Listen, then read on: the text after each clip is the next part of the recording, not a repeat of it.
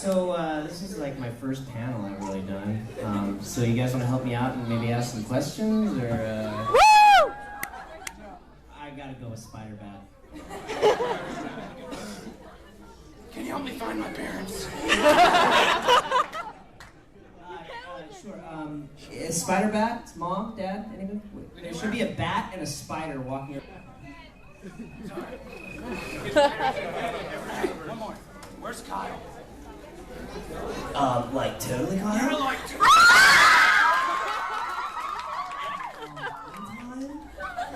It was like, wait, what is it? One time, I was laying in bed, and I looked up, and I saw a spider, and I was all, ah, spider. And the spider was all, ah, Kyle. Which actors would play them? Yeah. I know you be as the Spider-Man. I'm playing Spider-Man. Oh yeah. Actually, OG Banks, who actually does the voice of Power Man, would be a pretty cool Power Man. He's a really cool dude. Who would be a good White Tiger? There we go, White Tiger right there. John Leguizamo as White Tiger? White Tiger's a girl. Oh, I didn't know that. I'm unaware. I just do the voice. They are pretty different. Doing a voiceover, doing a cartoon is pretty awesome because, you know, there's no hair and makeup, there's no wardrobe, you just kind of roll in you could just roll right out of bed and walk in with your coffee and all of a sudden you're jumping over buildings and doing all this stuff. It is interesting because in live action, you don't have to think about making the efforts like, okay, now he's falling off of a building, or anything. You don't have to do that. You just naturally do it. So when you're in a little booth and you don't have anything to look at as far as animation or anything, you're just reading the script. So you have to have the director tell you, okay, now he jumps over this building, flies over this thing, gets hit by a truck, and then so you're like, wait a minute, okay, so now you have to visualize, come on, and so you're doing all of these crazy voices and like noises and stuff. So it is pretty different.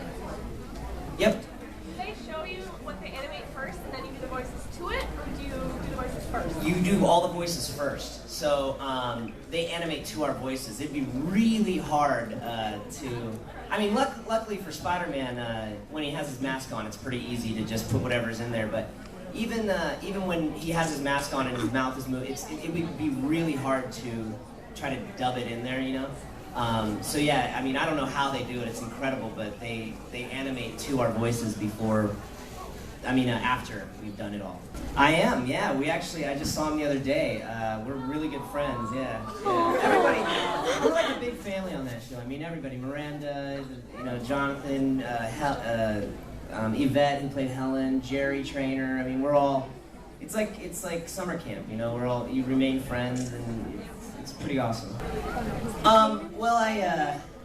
Working on the Amanda Show, it was the same creators and executive producer as Drake and Josh. And when Josh came on the show, when he came onto the Amanda Show, we were, he wasn't really featured a lot. He came in on the second season, and he would just play ancillary characters. They never really gave him anything really meaty to do until we did a sketch. I think it was Tony Pajamas.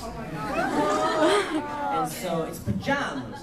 So when the creators saw us working together, then they started putting us in a lot of sketches as being sort of the, I don't know if you guys are going to get this reference, but Harvey Korman, Tim Conway, sort of, so they started putting us together a lot more, Martin Lewis, a la Abbott and Costello, and we really clicked together. And so we were doing a sketch, I don't know if you guys remember, but we were fighting over a shrimp on the Amanda Show. And so the shrimp comes down, and all it said in the script was, Drake and Josh fight over a shrimp.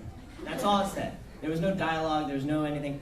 So they just said, all right, the shrimp lands on the ground, and you guys have to fight over it. and we just went at it. And the one of the writers leaned over to Dan Schneider, the executive producer, and said, "You know that's your next show, right? That's your next show." And so they developed the show for us and made us Step Brothers and all this. And interesting fact, if you watch the very last episode of Drake and Josh, we're fighting over a shrimp. And so we start by fighting over a shrimp, and we end by fighting over a shrimp. So that was well, I'm actually, I'm working on Splash. Everybody watch Splash on ABC? It's pretty awesome. I'm diving from like 3.5-story buildings and stuff. It's nuts. Real life Spider-Man right there. But yeah, I'm getting in my inner Spider-Man when I'm working on this show. But I'm working on a new record. Right when I'm done with that show, I'll be going to Nashville to cut a new record, which is really awesome. I've been a huge fan of an artist named Brian Setzer, who had a band called the Stray Cats. You probably heard Rock This Town, Stray Cats Strut. Yeah. And I'm a big fan of 50s rockabilly and rock and roll. And he was my inspiration to play guitar. I mean, I wanted to dress like him. I wanted to do my hair like him. I wanted to play. I got his guitars, you know. And following him around, kind of being fanatical, I got backstage and I got to meet him. And then my friend owned a club that he was playing at, so I got to meet him again. And then we kind of blossomed into this sort of like, every time he saw him, he's like, "Hey, Drake," you know, like we kind of got to know each other. And then I did the opening for Monday Night Football about 2 years ago. And he was the band leader, and he called and asked if I would like to be in the band with, Richie Sambora, Bootsy Collins, Cindy Blackman, Gretchen. I mean, it was like an all-star band, and I just couldn't believe that I was able to not only like hang out with Brian, but now I'm on stage rocking with him. Like I can like go up, put my back up to him, and rock. Like, this is amazing. And our